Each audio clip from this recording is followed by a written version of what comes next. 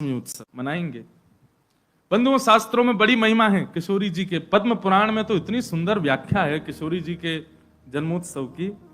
1000 Ekadashi multiply into 100 कर दो, जितना आएगा इतना फल मिलता है एक राधाष्टमी का व्रत करने से। अब कई लोगों के मन में भाव रहता है कि मेरे मन में भी ऐसा ही भाव रहता है कि भैया उत्सव है ठाकुर जी को, जन्माष्टमी को उत्सव है, राधाष्टमी को, तो फिर काय को हम लोग भूखे प्यासे रहें, बढ़िया माल छाने। तो भाव तो रहता है, पर शास्त्रों में बड़ी महिमा है। व्रत करने का नियम मूलतः इस भाव से होता है कि भाई जब हम अन्न का सेवन नहीं करते हैं तो अन्न सेवन ना करने से आलस्य जाता है। अन्न सेवन ना करने से मस्तिष्क में, मन में आत्मक ऊर्जाएं नष्ट हो जाती हैं। फलाहार रहते हैं तो निश्चित ही है ऊर्जावंत होते हैं, तो ऊर्जावंत होंगे तो और बढ़िया उत्सव मनाएंगे। लेकिन बिल्कुल ही आहार ग्रहण नहीं करोगे तब तो फिर मतलब व्रत इसलिए करना है कि उत्सव में आपसे आपकी ऊर्जा पूरी लगे, आलस्य ना आवे, नकारात्मक भाव ना आवे, मन में कोई दुर्भाव ना आवे, इसलिए अन्न का त्याग किया जाता है। बाकी तो उत्सव में तो खूब पाओ धुआंधार। लेकिन व्रत करने से आपके उत्सव में बेहोशी आ रही है जो महाराज, और बिना भोजन किए कुछ तो फिर उत्सव को भंग करने वाली बात हो जाएगी। उत्सव को भंग नहीं, उत्सव को सुंदर बनाने के लिए व्रत करना है। तो राधाष्टमी उत्सव पर इस बार व्रत निश्चित करो, हर बार ही करो। वैसे तो शास्त्रों में दशावतारों में 4 अवतारों के व्रत करने की आज्ञा दी है, रामनवमी और नृसिंह चतुर्दशी, कृष्ण जन्माष्टमी और वामन द्वादशी। लेकिन जब हम रामकृष्ण उपासक हैं तो हमारे भाव में रामकृष्ण दो एक हैं, ये दोनों भी एक हैं, और फिर इनकी आह्लादनी शक्तियां भी एक हैं।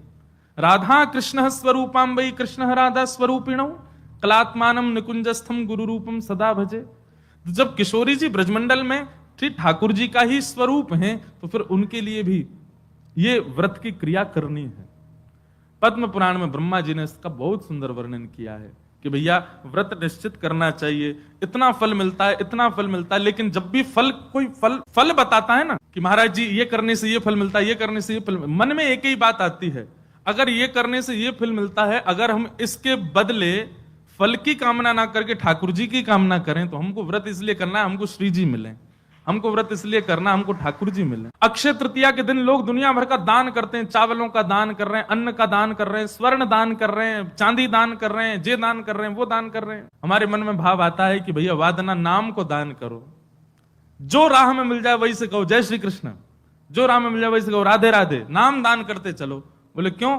बोले अक्षय तृतीया को कछु दान करो तो अक्षय है जाए, तो हम नाम दान करें, हम ठाकुर जी को भजन दान करें, अरे भक्ति दान करें, अपनी भक्ति अक्षय हो जाए, नाम अक्षय हो जाए, प्रेम अक्षय हो जाए, ऐसी अक्षय तृतीया मनाओ। तो कभी भी आपको किसी व्रत या किसी नियम के पीछे फल बताया जा रहा हो, सुन लिया करो, अच्छा इससे ये फल मिलता है, उस फल को गौड़ करके उस फल के स्थान पर किशोरी जी को विराजमान कर दो। हे किशोरी जी, हम राधाष्टमी को व्रत या मारे करेंगे कि हमको आपकी प्रेम लक्षणा भक्ति प्राप्त हो, आपको प्रेम प्राप्त हो, इसलिए हमको व्रत कर। बिहारी जी जाइए और सुनिए, राधाष्टमी को हमारे ब्रजमंडल के रसिक शिरोमणि स्वामी श्री हरदास जी का जन्मोत्सव है।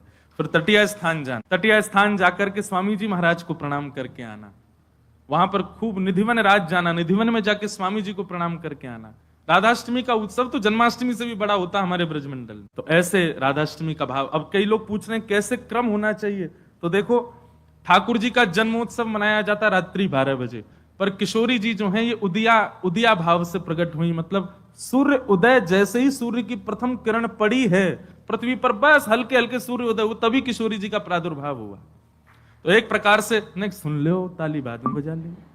सुबह 4:30 बजे 4-4:30 बजे आप सबको स्वच्छंद भाव से तो किशोरी जी को अभिषेक करना। वैसे हम तो दोनों उनको ही कर दें, जन्माष्टमी पे भी युगल सरकार घर के ठाकुर जी जो है युगल राधा कृष्ण उनको करें, और राधाष्टमी पर भी दोनों उनको ही करें। अगर घर में केवल लड्डू गोपाल विराज रहे, केवल ठाकुर जी मुरली मनोहर लाल जी विराज रहे, त्रिभंग लली ठाकुर जी, तो भी उनको अभिषेक करो, उन्हीं को श्री जी स्वरूपा मान करके उनको अभिषेक करो।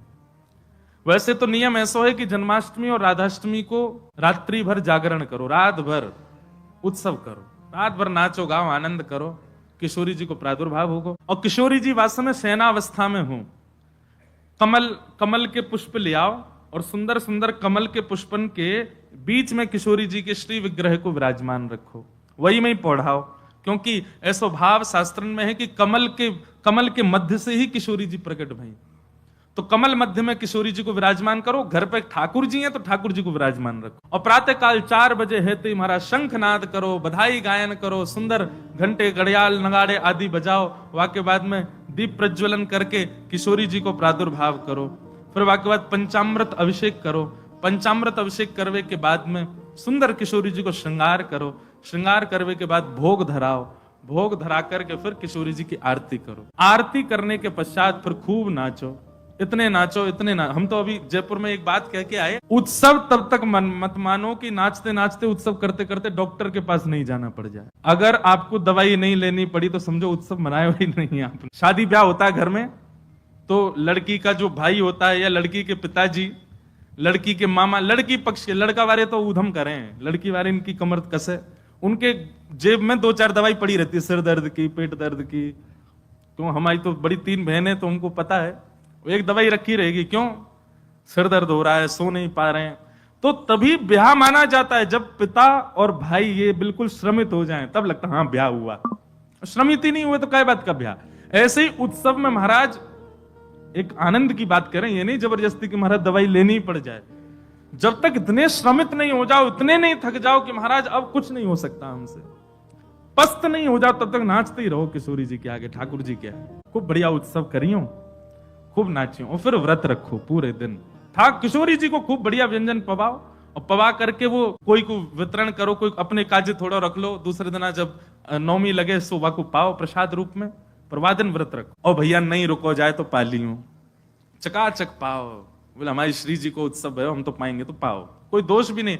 व्रत ना करने से पाप नहीं लगता है, पर व्रत करने से पुण्य बहुत होता है हमको, लेकिन पुण्य की नहीं, हमको किशोरी जी की कामना। तो इस प्रकार, और फिर एक नियम सुन, या तो संभावना बने तो सहस्त्र कमल, 1000 कमल, और 1000 कमल की भावना नहीं बने तो 1000 कोई भी पुष्प, लेकिन सुगंधित होने चाहिए, बिना सुगंध वाले नहीं। मोगरा के हो जाएं, हार श्रृंगार के हो जाएं, गुलाब के हो जाएं, और यदि व्यवस्था बन जाए तो कमल 1000 हो जाएं। किशोरी जी के अभिषेक के बाद, आरती करने के बाद, सब आरती आदि पूजन किशोरी जी को भोग लगाने के बाद, फिर उसके बाद 1000 कमल से श्री चरणों की अर्चना करो। अब अर्चना में तो कई लोग ऐसा भाव रखेंगे कि राधा सहस्त्र नाम गाओ, राधा सहस्त्र नाम से 1000 कमल चढ़ाओ, पर हमारी भावना ऐसी, गोपाल सहस्त्र नाम से चढ़ाओ, गोपाल जी के नाम से एक एक कमल ठाकुर जी, क्योंकि भैया धन धन राधिका के चरण, परमानंद दास जी का पद है, उसी पद में कहते हैं श्याम जिनकी शरण। अरे कथा तो यहां तक आती है कि किशोरी जी के सदा चरणन में ठाकुर जी रहे, गा दें। ठाकुर जी को किशोरी जी के मुखमंडल के श्रृंगार में सुख मिलता है, पर ठाकुर जी को उससे भी अति सुख मिलता है किशोरी जी के चरण देखने में। मतलब हमारे गिरधर लाल जी सदा ऐसे ही रहते हैं, नीचे ही नजर रहती है उनकी। क्यों? बोले जब गिरिराज धारण किए तो सामने किशोरी जी खड़ी है, तो किशोरी जी के मुख